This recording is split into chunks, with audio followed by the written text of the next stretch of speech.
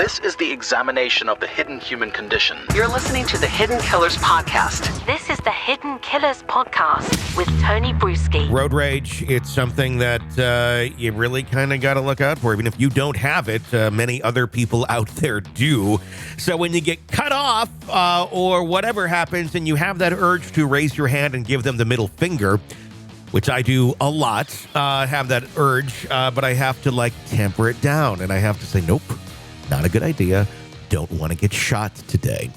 This didn't work out all that great in Arizona for an individual. A Maricopa County judge has sentenced a 35-year-old man to spend more than 2 decades now behind bars. The sentencing stems from a 2020 road rage incident where the man, identified as Fran Martin Lawrence III, fatally attacked another motorist after a dispute on the road. The victim, James William Ackerman Jr., lost his life in the altercation, while his girlfriend, Carlyn Bui, was assaulted by Lawrence. According to authorities, the incident unfolded on the night of January 11th of 2020, when Bui was preparing to make a left turn. Lawrence, who was driving a white Dodge pickup truck, veered into her lane, causing Bui to honk. So just a honk. Which she should have. That's what you should do. Exactly. Hey, I'm here. Yep. I honked at somebody in the Best Buy parking lot yesterday because they pulled in and then just kind of sat there at the entrance, where if there's somebody else trying to pull in behind, like me, my vehicle's halfway into the roadway because they just decided to stop. And there's nothing in front of them. They just, right here, I'm going to stop and look at my phone. Or it's just, oh my God. It baffles me, the amount of, or the lack of awareness that so many people have. And you're just they're turning, you're turning. Yep. No reason for you to wait because they shouldn't stop. And I'll tell you what, honking at idiots doesn't do anything. If they're that stupid to make that sort of move, chances are honking is not going to do anything. I honked and they still didn't move. They just sat there. And I had to veer back up a second, make sure nobody's in the road, and then go around them as they just decided to hang out and look at their phone right there and then and there. Jesus. I know. And then eventually I was walking into the store and I saw they found a parking spot. So I was kind of prepared for them to be like, why'd you honk at me? Not taking any accountability or reasoning as to why their actions were inappropriate.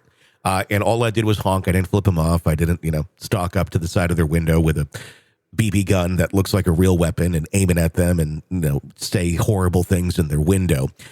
All those things ran through my mind, but of course I would never do them. But it's, there's so many idiots. Anyway, following the confrontation, Lawrence pursued the couple to their apartment, approximately 20 miles southeast of Phoenix, where he unleashed a series of violent actions. Lawrence approached Bui's vehicle and proceeded to reach into her car through an open window, striking her in the face while she remained secured by her seatbelt inside the car.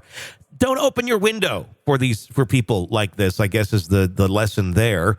Lawrence then returned to his vehicle and began to drive away. Prosecutors stated that Ackerman exited the couple's vehicle to get the defendant's license plate. Lawrence then made a U-turn, passing by the couple once more before exiting a second U-turn, hitting Ackerman. As a result, Ackerman was propelled onto the sidewalk, landing on his head. According to records, Lawrence departed the scene without offering aid or notifying authorities. Ackerman was transported to the hospital where he was pronounced deceased. Subsequent search warrants revealed emails from an account linked to Lawrence in which the sender sought to return vehicle components for the same truck implicated in the incident. The sender clarified that the parts were being returned because the vehicle had been reported stolen. Lawrence pled guilty to second-degree murder for Ackerman's death and aggravated assault for his attack on Bui. The court subsequently ordered him to serve a sentence of 25 years in a state correctional facility. Maricopa County Attorney Rachel Mitchell condemned Lawrence's actions, emphasizing that road rage cannot be tolerated. Mitchell stated, this defendant's out-of-control behavior cost the life of an innocent victim. Road rage is a criminal offense and happens all too often interstate, the judge said. This is something that goes beyond road rage. This is someone who seriously has some problems. If they're serious anger management issues. If they're doing this on the road, they're probably doing this in other aspects of their life to other people as well. So someone dies as a result of this. I don't think 25 years is enough. I'm with you. And you know that situation where you're both turning left, they've got their lane, you've got your lane, and he's going into her lane. Well, probably like he was going to hit her. So she honked. Yeah. Which she should have done. Mm-hmm. And then just because of that, this poor guy ends up dead. Yep. She just did what she should have done, because sometimes people don't, well, anymore, they're on their phone half the time. Yeah. They're not paying attention, but it's like, hey, I'm over here. Don't hit me.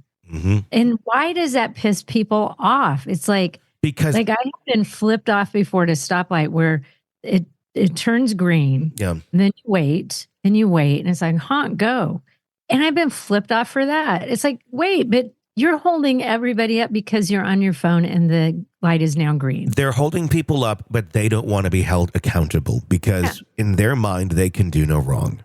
It's part of the epidemic of narcissism that we have going on in our country. I mean, all roads lead to narcissism at the end of the day.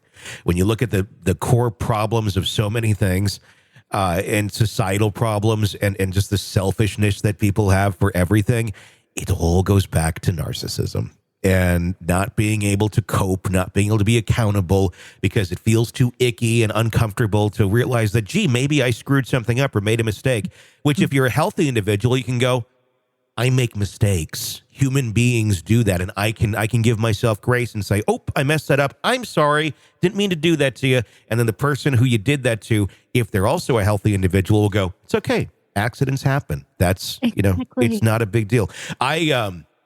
Speaking of being accountable, I have a story about this, about being, it wasn't on the road though, but kind of in this line where people just refuse to be accountable for their actions. So I had a house sitter recently when I was on a vacation, and get home, we have a pool table, and the pool table on top of it has like a ping pong table right now on it because we're playing ping pong. And it's pretty heavy to take off, and I don't want it taken off right now. I didn't give the house sitter permission to take it off. It's on there, and it's pretty bulky and big and hard to do by oneself. I get home, and I notice that the net is gone, and I'm like, well, what happened here? So, and the part of the ping pong table seemed kind of saggy in the middle because there's a bar you put in there to keep it so it doesn't sag. And the bar wasn't in there correctly. So I took it off, and I noticed there's a giant rip on the middle of my pool table on the carpet. Like, it's destroyed. Like, I have to get it recarpeted or whatever. And no one has been in this house. We don't take the thing off. And so I called, and I said, hey, what's going on here? Or I said, what did you do with the ping pong table? Oh, I took it off, and I wanted to play some pool. Okay. How was the game? Oh, it was fine. I said, how did you exactly play pool on that table? What do you mean? I said, with the giant rip in the carpet, how did that work? Oh, I didn't see that. I said, well, did you have other people over at my home?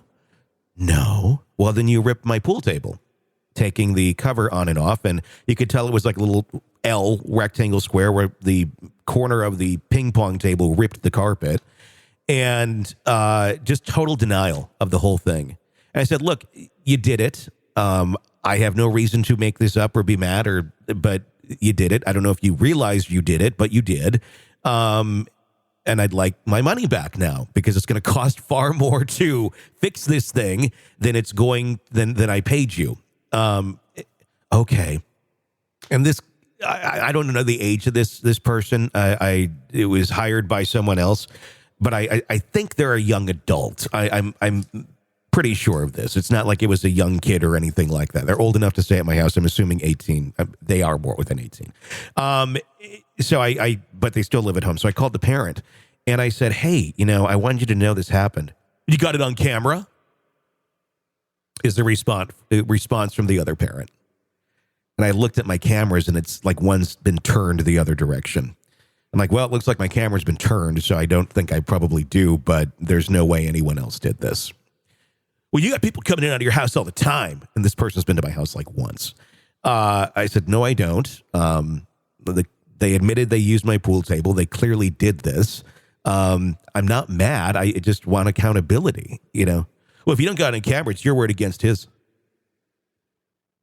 And I said, there's no proof, so my kid didn't do it. And then I said, well, if my kid did something like this at your home, I wouldn't just be like, arguing that I got no proof. Like, I do have proof. It's process of elimination is all it is. It's just deduction and common sense. And I said, this happened. I mean, well, my kid doesn't lie. Your kid doesn't lie.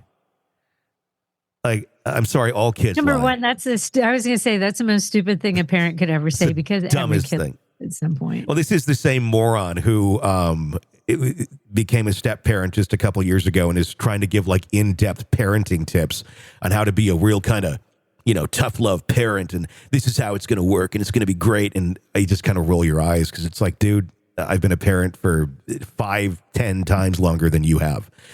So I don't need your idiotic advice.